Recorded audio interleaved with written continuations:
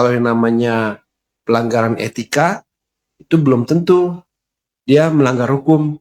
Tapi kalau pelanggaran hukum itu sudah pasti dia melanggar etika. Sudah pasti. Latar belakang atau sejarah dibentuknya DKPP dalam sistem kelembagaan penyelenggara pemilu di Indonesia, Pak. Tugasnya DKPP ini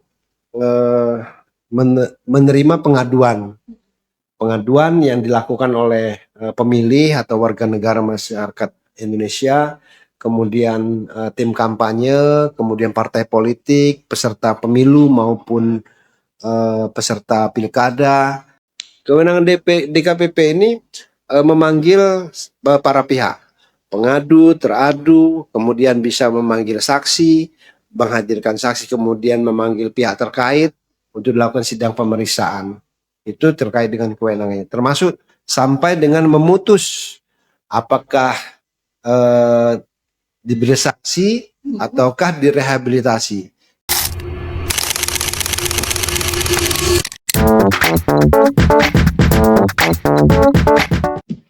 Assalamualaikum warahmatullahi wabarakatuh. Assalamualaikum. Om Swastiastu, Namo Buddhaya, salam kebajikan, tabi pun. Ya pun.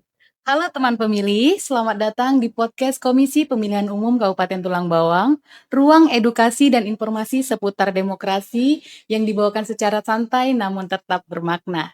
Saya Fitri, dan hari ini kita kedatangan tamu yang spesial. Beliau adalah sosok yang mengawal pagar etika penyelenggara pemilu di tingkat nasional. Langsung saja kita sapa anggota DKPP RI, Bapak Mtio Aliansyah SHMH. Selamat datang Bapak di podcast Komisi Pemilihan Umum Kabupaten Tulang Bawang. Gimana kabarnya Bapak, sehat? Alhamdulillah. Alhamdulillah sehat ya Bapak ya. Teman pemilih, kehadiran DKPP tentu memiliki peran yang sangat penting dalam menjaga marwah dan integritas penyelenggara pemilu di Indonesia. Namun masih banyak di antara kita yang masih belum sepenuhnya memahami bagaimana lembaga ini bekerja dan apa saja kontribusinya dalam sistem demokrasi kita. Nah, untuk itu kita langsung saja nih ya Pak ya, ke segmen pertanyaan, yaitu mengenal tugas DKPP dan menggali lebih dalam bersama Bapak ini. Nih Pak Tio, sebenarnya apa sih Pak latar belakang atau sejarah dibentuknya DKPP dalam sistem kelembagaan penyelenggara pemilu di Indonesia, Pak? Iya, terima kasih Dinda Fitriani. Fitri, Bapak. Jadi DKPP ini kan awal terbentuknya itu berdasarkan Undang-Undang 15 2011 tentang penyelenggara pemilu, yang sebelumnya di KPU itu ya ada namanya DKKPU, Dewan Kehormatan KPU, yang dibentuk secara ad hoc. Itu ketua pertamanya oleh Prof. Jimli juga. Kemudian gagasan Prof. Jimli untuk membentuk DKPP dalam rangka menegakkan etika semua jajaran penyelenggara pemilu, baik itu di tingkat pusat maupun di daerah, dan termasuk juga yang bersifat ad hoc. Jadi pembentukan DKPP ini untuk menegakkan etik penyelenggara pemilu yang dilembagakan. Kalau dulu kan secara ad hoc. Maka DKPP terbentuk sampai dengan sekarang sejak 12 Juni 2012. Jadi sudah hampir 14 tahun ya umur DKPP, nanti 12 Juni umurnya 14 tahun. Kemudian diperkuat peran fungsi dan kewenangan DKPP ini di dalam Undang-Undang 7 tahun 2017. Nah, sebenarnya secara umum ya, penyelenggara pemilu ini kan ada 3 hal tanggung jawab yang harus dilaksanakan, menyangkut dengan tugas, kewenangan, dan kewajiban. Itu diatur dalam Undang-Undang 7 atau Undang-Undang Pemilu, termasuk juga KPU dan Bawaslu. Itu juga tugas, kewenangan, dan kewajibannya secara hierarki kelembagaannya itu diatur gitu. Nah, diperkuat di Undang-Undang Pemilu itu yang saya maksud bahwa KPU, Bawaslu, dan DKPP ini memiliki satu kesatuan fungsi penyelenggaraan di dalam menyelenggarakan pemilu maupun pelaksanaan pemilihan kepala daerah. Itu yang tugasnya tentunya berbeda-beda sesuai dengan fungsinya. Kalau Bawaslu menyelenggarakan teknis tahapan penyelenggaraan pemilu dan pilkada, Bawaslu melakukan pengawasannya, dan DKPP memastikan untuk menegakkan etik bagi semua jajaran penyelenggara pemilu. Karena berdemokrasi ini kan harus berlandaskan etik. Iya. Kemudian menegakkan aturan, peraturan maupun perundang-undangan itu juga harus berlandaskan dengan etika penyelenggaraan dalam pelaksanaan pemilu. Karena ini yang menjadi dasar terbentuknya itu ya Undang-Undang Dasar 1945, kemudian ada juga TAP MPR nomor 6 tahun 2001 tentang etika kehidupan berbangsa. Nah, TAP MPR inilah yang cikal bakal terbentuknya hampir semua lembaga profesi itu memiliki lembaga etiknya di internal, termasuk juga lembaga negara juga memiliki lembaga etik di internal masing-masing, seperti Mahkamah Konstitusi punya MK kan, termasuk DPR juga punya Badan Kehormatan DPR, kemudian MKD ya sekarang namanya, Majelis Kehormatan DPR, dulu namanya Badan Kehormatan DPR. Nah, kemudian termasuk juga semua lembaga profesi yang saya maksud itu pers, kemudian dokter, kemudian hakim, jaksa, polisi, itu ada dewan etik semua ada dewan Iya, etiknya ya Pak ya? Iya, sumbernya itu dalam TAP MPR nomor 6 tahun 2001 tentang etika kehidupan berbangsa. Bahwa etik itu penting menjadi landasan fondasi dalam berkehidupan bernegara ini. Nah, kemudian terkait dengan tugas kewenangan DKPP, tugasnya DKPP ini menerima pengaduan yang dilakukan oleh pemilih atau warga negara masyarakat Indonesia, kemudian tim kampanye, kemudian partai politik, peserta pemilu maupun peserta pilkada itu berhak untuk mengajukan laporan ke DKPP terkait dengan kinerja yang dilakukan oleh semua jajaran penyelenggara pemilu. Jadi laporan ke DKPP ini khusus penyelenggara pemilu, baik itu di tingkat pusat, di daerah maupun yang ad hoc. Sampai ke tingkat ad hoc ya Pak? Sampai ke tingkat ad hoc. Nah, karena setelah lahirnya Undang-Undang 7 2017, DKPP itu membentuk peraturan DKPP nomor 2 tahun 2017 tentang kode etik dan pedoman perilaku penyelenggara pemilu. Nah, ini yang menjadi landasan dalam teman-teman penyelenggara pemilu KPU Bawaslu dan jajaran RP-nya itu untuk melaksanakan tahapan penyelenggara pemilu itu dengan menegakkan etika dan menjaga perilaku penyelenggara pemilu, termasuk sekretariat, termasuk jajaran sekretariatnya, baik itu yang PS, ASN PNS, P3K atau PPNPM ataupun jajaran ad hoc di PPK, di Panwascam, ini semuanya juga mengikat terkait dengan kode etik dan perilaku penyelenggara pemilu. Nah, kemudian selain menerima pengaduan, DKPP juga melakukan penyelidikan terhadap dugaan pelanggaran etik yang dilakukan oleh penyelenggara pemilu. Kemudian kewenangan DKPP ini memanggil para pihak, pengadu, teradu, kemudian bisa memanggil saksi, menghadirkan saksi, kemudian memanggil pihak terkait untuk dilakukan sidang pemeriksaan. Itu terkait dengan kewenangannya, termasuk sampai dengan memutus apakah diberi saksi ataukah direhabilitasi. Jadi kalau terbukti melakukan pelanggaran itu diberi sanksi oleh DKPP. Nah, sanksinya sesuai dengan tingkatan jenis pelanggaran yang dilakukan. Karena ada tingkatan sanksi yang diberikan. Ada teguran tertulis, ada pemberhentian sementara, dan ada juga pemberhentian tetap. Ini pun teguran tertulis pun ini masih ada diurai lagi. Ada peringatan keras dan peringatan keras terakhir. Pemberhentian tetap juga nih juga ada 3 jenis. Ada pemberhentian tetap sebagai ketua atau sebagai kordip atau ketua divisi, atau yang paling parah diberhentikan tetap sebagai anggota penyelenggara pemilu, baik itu Bawaslu maupun KPU di tingkat pusat maupun di daerah. Dan itu menyangkut dengan kewenangannya. Kemudian kewajibannya, ya kewajiban DKPP ini harus menjaga kemandirian, imparsialitas, bagi apa namanya DKPP dalam melaksanakan tugas-tugasnya tadi. Kemudian DKPP ini tidak sama dengan KPU dan Bawaslu.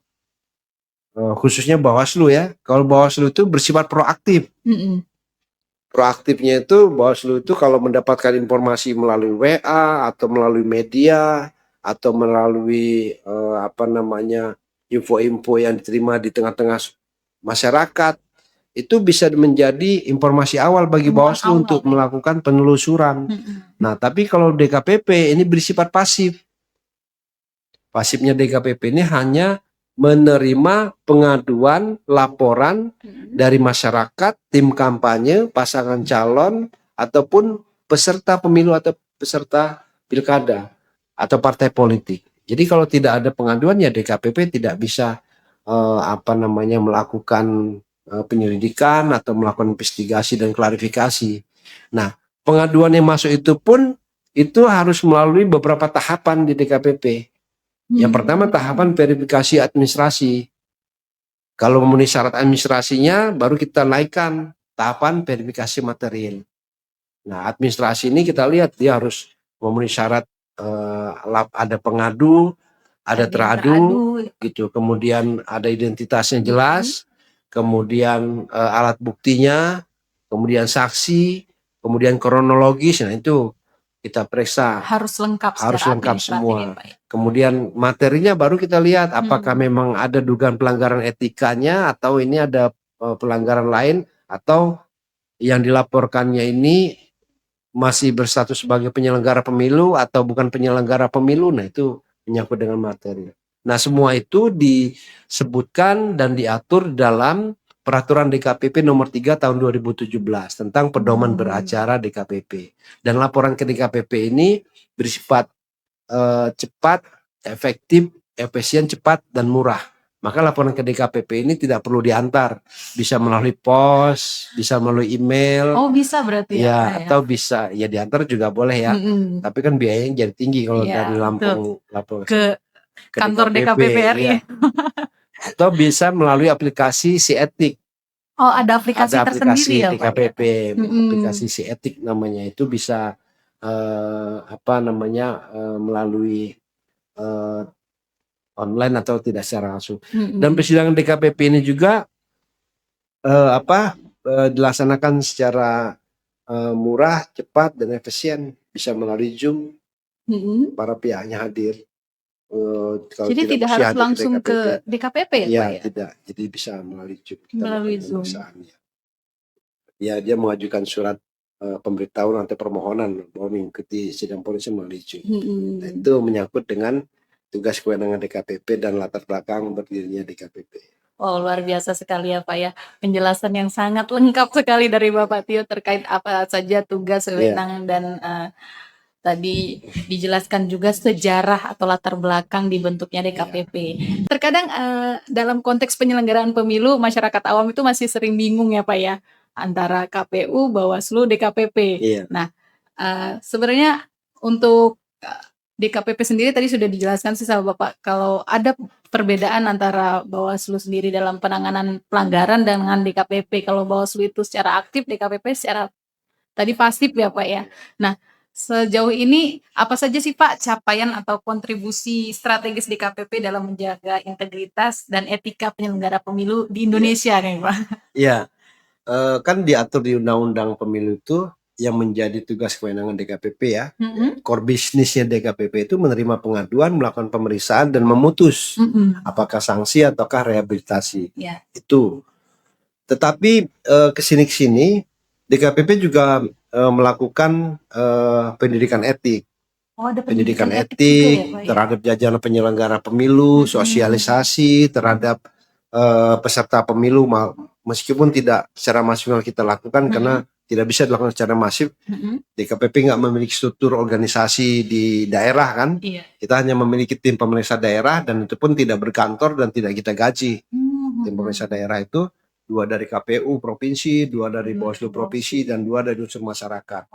Itu kita mereka tidak berkantor di kantor TPD dan tidak kita beri gaji bulanan, aktivitas hari-hari mereka itu ya aktivitas sebagai dosen, sebagai KPU dan Bawaslu hanya membantu DKPP dalam melakukan sidang pemeriksaan Di tingkat daerah apabila ya, ada Pak, ya? pemeriksaan di daerah setempat. Mm-mm.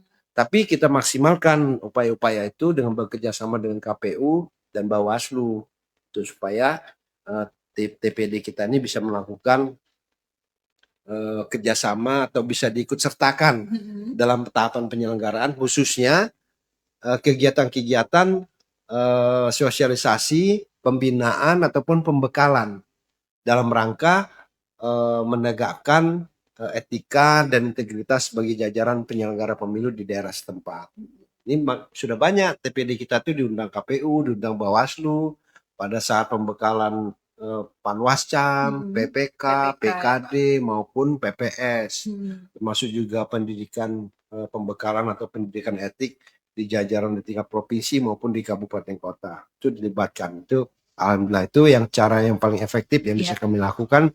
Selain dari kegiatan-kegiatan di KPP lain seperti MOU dan perjanjian kerjasama kepada perguruan tinggi, sekaligus melakukan seminar nasional di perguruan tinggi ya, melibatkan mahasiswa ya, karena mahasiswa ini kan rata-rata juga belum pernah menggunakan hak pilihnya ya, sebagai pemilih pemula, sebagai pemilih pemula ya. Atau kepada teman adik-adik kita yang masih sekolah mulai organisasi ya, SMA ataupun SMK. Tapi kebanyakan kita lakukan di perguruan tinggi. Kita melakukan MOU, perjanjian kerjasama sekaligus seminar nasional. Itu sudah, itu pesertanya mahasiswa, kemudian itu praktisi pemilu, kemudian akademisi, kemudian termasuk juga penyelenggara pemilu yang diundang pada seminar. Nah, termasuk kita juga bekerjasama dengan teman-teman media baik di Jakarta maupun di daerah. Kita melakukan beberapa kegiatan, kegiatannya itu sosialisasi, diskusi dengan teman-teman media untuk memperkenalkan DKPP terkait dengan tugas, kewenangan dan kewajibannya, serta upaya-upaya untuk memperkenalkan ini kan salah satu ikhtiar kita untuk mencegah, mengingatkan, sekaligus sebagai alarm warning bagi penyelenggara pemilu di daerah bahwa ada DKPP dan masyarakat sudah mengenal DKPP. Semakin paham dengan DKPP, semakin paham, semakin dikenal. Tentunya kita berharap bisa bersama-sama menjaga etik dan integritas bagi semua jajaran penyelenggara pemilu. Luar biasa memang fungsi DKPP sendiri untuk menjaga integritas dan etika penyelenggara pemilu ya Pak ya. Nah Pak, sebenarnya masih panjang ini pertanyaan yang ingin ditanyakan, tapi mengingat waktu memang di tengah kesibukan dari Pak Tio sudah menyempatkan hadir di podcast kami ini saja sudah sangat luar biasa. Kami berbangga hati atas kehadirannya. Terima kasih. Saya juga senang bisa hadir di podcastnya KPU Tulang Bawang ya. Luar biasa, bagi Pak. Seluruh masyarakat Tulang Bawang khususnya Provinsi Lampung pada umumnya. Podcast ini sangat penting untuk KPU bisa mensiarkan ya, menyampaikan kegiatan, kemudian gagasan-gagasan, serta sebagai tempat untuk menuangkan ide-ide yang disampaikan dan diumumkan ke masyarakat luas melalui podcast. Nah, tadi sebagai penutup ini Bapak. Nah, ada nggak Pak harapan atau pesan untuk masyarakat khususnya di Kabupaten Tulang Bawang untuk dapat berperan aktif mengawal kualitas demokrasi ke depan ini Pak? Ya, masyarakat itu menjadi hal yang paling penting, terutama pemilih ya, dalam menjaga etika dan integritas bagi semua jajaran penyelenggara pemilu. Ini karena di undang-undang itu disebutkan bahwa KPU, Bawaslu, dan DKPP ini memiliki satu kesatuan fungsi penyelenggaraan. Nah, terkait dengan tahapan penyelenggara pemilu, teman-teman pemilih itu bisa melaporkan ke Bawaslu terkait dengan dugaan pelanggaran yang dilakukan oleh KPU. Terkait dengan jajaran ad hoc juga bisa melaporkan ke KPU maupun ke Bawaslu. Nah, terkait dengan dugaan pelanggaran etika dan perilaku penyelenggara pemilu, itu bisa dilaporkan ke DKPP. DKPP. Tadi bisa melalui pos, melalui email, atau bisa melihat website DKPP, dkpp.go.id ya. Kemudian ini dalam rangka untuk menjaga marwah lembaga penyelenggara pemilu ya. Nah, sekarang kan tidak ada tahapan ya. Iya, sudah Ini tidak ada tahapan kepada pemilih, walaupun tidak ada tahapan bukan berarti KPU Bawaslu ini tidak berpotensi untuk dilaporkan ke DKPP. DKPP ya. Karena selain kode etik yang menyangkut dengan penyelenggaraan tahapan pemilu maupun pilkada, ada juga kode perilaku bagi jajaran penyelenggara pemilu. Perilakunya apa? Misalnya narkoba, judi, kemudian perbuatan asusila, termasuk juga kegiatan yang memang tidak patut ya, tidak patut bertentangan dengan hukum. Karena etika ini kan patut atau tidak patut yang dilakukan oleh penyelenggara pemilu. Karena kalau yang namanya pelanggaran etika itu belum tentu dia melanggar hukum. Tapi kalau pelanggaran hukum itu sudah pasti dia melanggar etika. Sudah pasti melanggar etika. Maka itu sama-sama kita melihat, mendengar terkait dengan perilaku bagi semua jajaran penyelenggara pemilu di Kabupaten Tulang Bawang ini. Ya, itu tadi harapannya kepada masyarakat di Kabupaten Tulang Bawang ya Pak ya. Luar biasa sekali, singkat namun sangat padat dan mencerahkan ini Pak. Semoga apa yang tadi disampaikan oleh Bapak Tio itu bisa membuka wawasan masyarakat dan teman pemilih yang ada di rumah terkait apa itu DKPP, tugas fungsi, wewenang, dan tentunya memang peran DKPP sendiri itu sangat krusial sekali dalam penyelenggaraan pemilu khususnya di Indonesia ya Pak ya. Terima kasih banyak Bapak sudah hadir dan menyempatkan waktunya di tengah kesibukan yang luar biasa. Itu tadi menjadi bincang yang sangat hangat dan penuh dengan informasi yang bermanfaat tentunya untuk teman pemilih yang ada di rumah, dan suatu kehormatan bagi saya sendiri nih Pak menjadi host podcast dari Pak Tio sendiri. Tingkatan nasional ini ya Pak ya. Ya, semoga integritas selalu dijaga karena integritas adalah kunci demokrasi yang bermartabat ya Pak ya. Ya, mungkin itu saja yang bisa kami sampaikan kepada teman pemilih yang ada di rumah. Semoga Pak Tio tidak kapok nih Pak untuk hadir di podcast KPU Kabupaten Tulang Bawang. Mungkin kedepannya bisa via Zoom ya Pak ya. Ya, terima kasih Pak. Semoga sehat selalu. Ya, Fitri. Ya, informasi yang diberikan juga bermanfaat untuk kita semua dan teman pemilih yang ada di rumah. Saya Fitri pamit undur diri. Sampai jumpa di episode selanjutnya. Saya akhiri. Wassalamualaikum warahmatullahi wabarakatuh. Salam warahmatullahi wabarakatuh.